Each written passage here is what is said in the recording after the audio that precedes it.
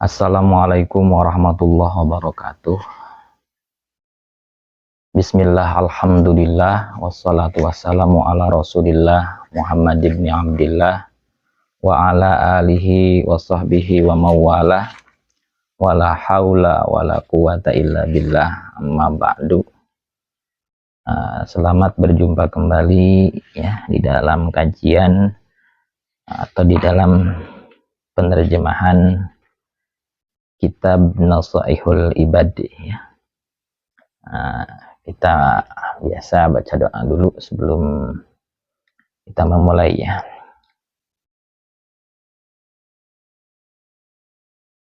Bismillahirrahmanirrahim. Alhamdulillahirabbil alamin. Wassallallahu ala sayyidina Muhammadin. Allahumma alhimna ilman nafqahu bihi awamiraka wa nawahika warzuqna fahman na'lamu bihi kaifa nunajika ya arhamar rahimin. Allahumma rzuqna fahman nabiyyin wa hifdzal mursalin wa ilhamal malaikatil muqarrabin birahmatika ya arhamar rahimin. Allahumma akrimna binuril fahmi wa akhrijna min dhulumatil wahmi waftah lana abwaaba rahmatika wanshur alaina hikmataka ya arhamar rahimin. Al-Fatihah. A'udzubillahi minasyaitonirrajim. Bismillahirrahmanirrahim. Alhamdulillahirabbil alamin. Arrahmanirrahim. Maliki yaumiddin. Iyyaka na'budu wa iyyaka nasta'in. Ihdinas siratal mustaqim. Siratal ladzina an'amta 'alaihim ghairil maghdubi 'alaihim waladdallin. Oke, kita mulai ya. Bismillahirrahmanirrahim. Mulai kepada bab sunai, yaitu bab yang di dalamnya berisi pesan yang dua ya. Isi dari pesannya itu 2 poin ya. Bab sunai ini bab menjelaskan tentang pesan-pesan yang sebangsa dua ya. Wafihi, dan di dalam bab sunai ini ada salasuna mau'izatan, ada 30 pesan. Arba'atu akhbarin, yang 30 itu terdiri dari 4 akhbar. Wal baqi, adapun sisanya asarun, adalah asar. Wa na'ni bil akhbari, dan kami memaksud dengan kata akhbar ini adalah aqwalan Nabi sallallahu alaihi wasallam. Aqwalan Nabi itu dauhan Nabi ya, ucapan Nabi Muhammad SAW. Dan yang dimaksud wabil asari, dengan asar. Yang dimaksud dengan asar di sini adalah aqwalas sahabati wat tabi'in, yaitu ucapan sahabat Nabi dan tabi'in, yaitu tabi'in itu yang mengikuti Nabi ya. Kita masuk yang makalah pertama. Faminhu, maka diantara wasiat yang sunai itu, aifal maqalatu al-ula minal munabbihatis sunaiyati ya. Maqalah itu masdar mim ya, dari qala yaqulu qaulan wa maqalatan. Itu ucapan atau wasiat, pesan yang pertama dari munabbihat, pesan-pesan ya, peringatan yang sebangsa dua ini, sunaiyati adalah, atau jadi khobar dari minhu ya, dan seterusnya. Maruwiyanin nabiyyi, yaitu yang diriwayatkan dari Nabi Muhammad SAW. Annahu, bahwasannya beliau qala, bersabda, khoslatani, ada dua hal la syai'a, yang tidak ada sesuatu pun afdalu, lebih baik, minhuma, dari dua hal itu. Apa dua hal itu? Yang lebih baik ya, tidak ada yang lebih baik dari dua hal itu. Berarti dua hal ini yang terbaik di dunia ini. Yang pertama al-imanu billah, beriman kepada Allah. Satu, wan naf'ulil muslimin, yaitu memberi kemanfaatan kepada kaum muslimin. Itu dua hal yang terbaik. Tidak ada yang lebih baik dari dua hal ini. Apa yang dimaksud an-naf'ulil muslimin adalah bil maqal au bil jahi au bil mali au bil badani, yaitu memberi kemanfaatan bagi kaum muslimin dengan ucapan, dengan maqal.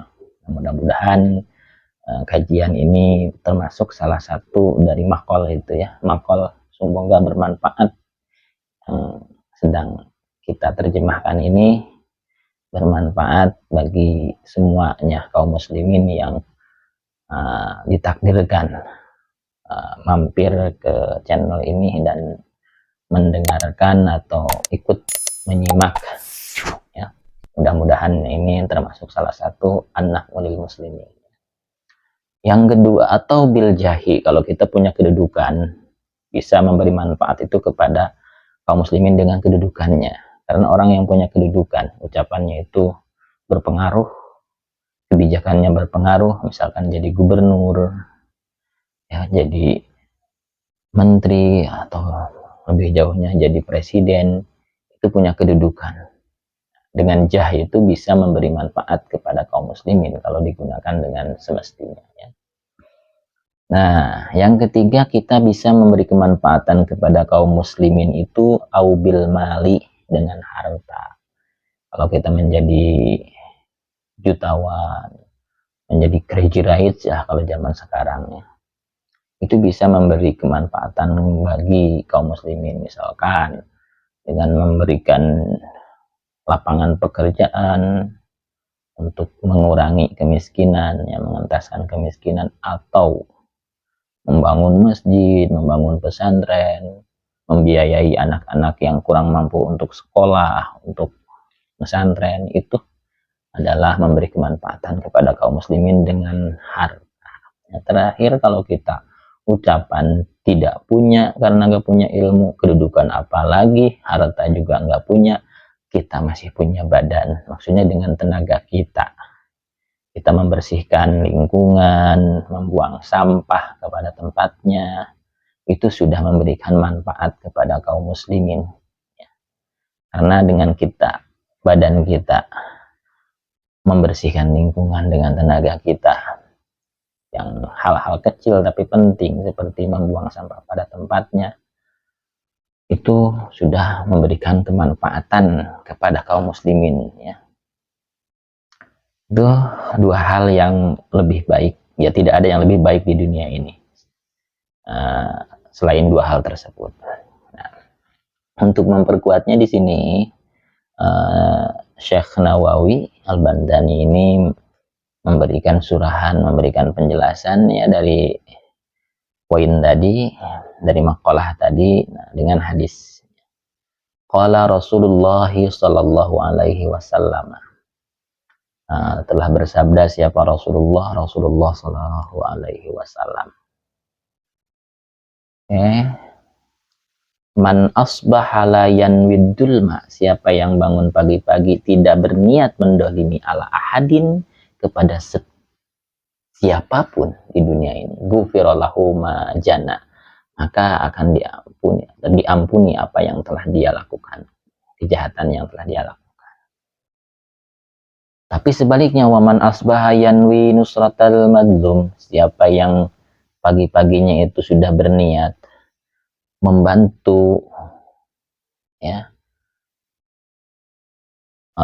ini bukan sebaliknya ya, masih selanjutnya, barang siapa yang pagi-pagi berniat membantu, menolong orang yang dizalimi, dan berniat waqada'a hajatil muslim, berniat memenuhi kebutuhan kaum muslim, kanat, maka lahu, bagi orang itu, bagi orang yang udah berniat saja, berniat menolong walaupun belum menolongnya ya, berniat membantu seorang muslim, maka itu ka'ajri hajati mabrurah, baginya itu seolah-olah ada ganjaran haji yang mabrur.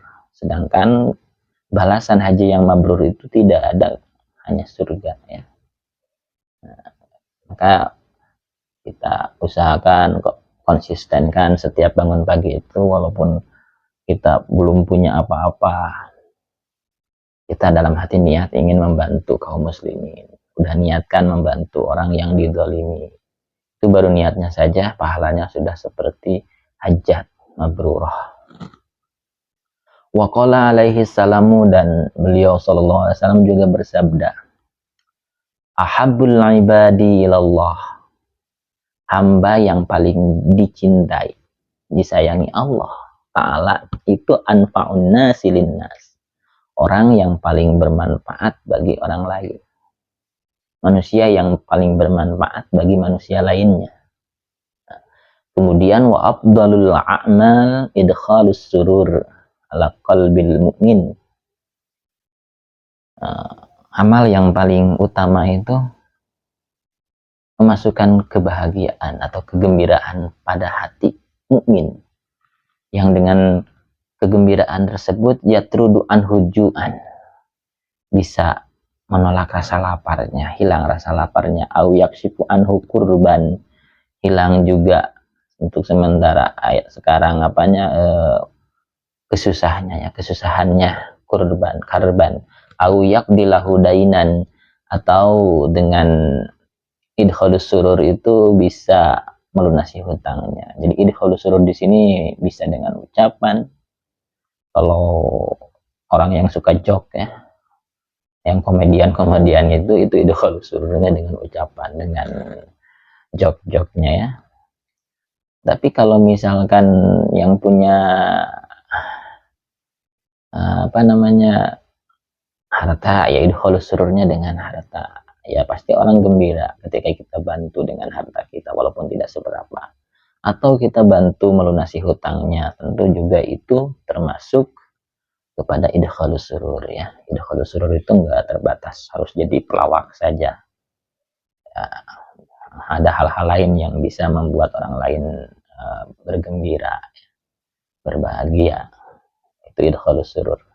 Amal-amal idkhalus surur itu termasuk amal yang utama ya. Itu penjelasan dari dua hal yang tidak ada yang lebih baik darinya, maksudnya dua hal yang paling baik di dunia ini. Kemudian sebaliknya sekarang, wa khoslatani la syai'a akhbasu ay anjasu minhuma, dua hal yang tidak ada hal apapun lebih jelek dari dua hal itu, lebih najis dari dua hal itu. Apa saja yang dua hal tersebut yang paling jelek di dunia ini? Pertama, ya kebalikan dari yang kedua tadi, asyirku billah. Kalau yang tadi iman kepada Allah, di sini menyekutukan Allah. Jadi tadi iman yang tadi berarti mentauhidkannya iman, karena di sini kebalikannya asyirku. Di menyekutukan Allah itu hal yang paling jelek di dunia ini. Wadurru bil muslimin, yang kedua yang paling jelek di dunia ini itu memadaratkan, menyusahkan kaum muslimin, baik bi abdanihim wa amwalihim, menyusahkan badan mereka, kita lukai tubuhnya, wa amwalihim, atau kita mengambil hartanya, itu juga memadaratkan kaum muslimin. Fa inna jami'a awamirillah. Nah, karena ini menurut kaidah usul berarti ya, seluruh perintah-perintah Allah, fa inna jami'a awamirillahi ta'ala, karena semua perintah-perintah Allah Ta'ala itu turja'u ila khoslatainit, intinya itu bermuara kepada dua hal, dikembalikan kepada dua hal inti dari perintah Allah itu. Pertama ada at-ta'dimilillah ya, mengagungkan Allah Ta'ala, wasyafaqati li khalqi, kedua sayang kepada makhluknya. Jadi setiap ibadah, setiap perintah Allah yang kita laksanakan itu ada dua dimensi, ada dimensi vertikal, ada dimensi horizontal ya, ada dimensi ukhrawi, ada dimensi duniawinya, pasti dari semua perintah Allah yang kita laksanakan. Nah, dimensi vertikalnya itu kita mengagungkan Allah dengan beribadah tersebut. Dimensi horizontalnya itu memberikan kemanfaatan kepada makhluk, ya, ada unsur sosialnya. Semua ibadah itu, walaupun ibadah yang bersifat ritual sekalipun, ya, kalau istilahnya ibadah mahdhah sekalipun, itu pasti di dalamnya mengandung syafaqah li khalqi. Nah, ini kaidahnya. Contoh misalkan salat, ya. Dalam salat seolah-olah itu hanya dimensi vertikal, tapi ternyata tidak. Salat itu dari mulai takbir, di dalamnya doa-doa, kemudian diakhiri salam, salam simbol perdamaian. Kenapa kita harus tengok kanan, tengok kiri, walaupun di kanan kiri kita nggak ada orang, kita salat sendiri. Itu mengisyaratkan sekalipun kita sudah baik hubungan dengan Allah, kita harus tengok kanan, tengok kiri, kita harus punya hubungan baik secara horizontal. Itu semua ibadah, ya, semua ibadah ada nilai-nilainya. Bahkan sholat yang tidak punya dampak sosial itu disebutnya sholatnya adalah sholat pamer. Itu sholatnya sholat ria. Sholat yang ria itu nantinya di Al-Quran disebutkan pendusta agama. Maka fawailul lil musallin, itu karena sholatnya tidak berdampak terhadap kehidupan sosialnya. Di Al-Quran selalu dikatakan kaqaulihi ta'ala wa aqimus shalah wa atuz zakah. Laksanakanlah sholat dan tunaikanlah zakat. Nah, sholat itu simbol vertikal, simbol hubungan baik dengan Allah. Nah, sedangkan wa atuz zakah, tunaikanlah zakat, itu simbol kita juga baik dengan sesama manusia. Kita merasakan kesusahan orang lain, ya. Tuh. Nah, wa qauluhu ta'ala, dan firman Allah Ta'ala, ushkur li wali walidai. Nah, bersyukurlah kepadaku. Ini dimensi vertikalnya. Bersyukurlah kepadaku, itu kepada Allah. Wali walidai, dan kepada kedua orang tuamu. Ini hubungan baik kepada sama manusia, ya, horizontalnya. Nah, dimensi horizontalnya kepada orang tua. Itu selalu begitu di dalam Al-Quran, ya. Jarang sekali yang dipisah, tapi selalu digabungkan. Warwiya an Uwaisil Qarni, diriwayatkan juga dari Uwais Al-Qarni. Uwais Al-Qarni itu termasuk dalam kajian ilmu tauhid, itu tabi'in yang nomor 1, ya. Annahu qol,